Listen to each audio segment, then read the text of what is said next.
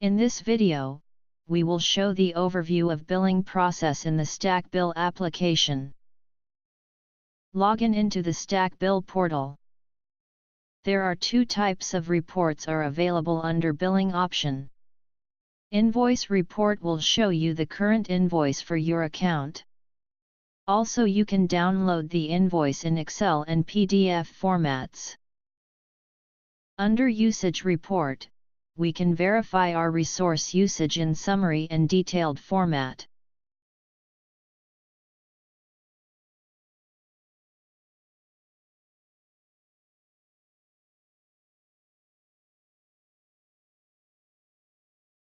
Usage detail report provides granular level information which help us to analyze the usage in efficient manner.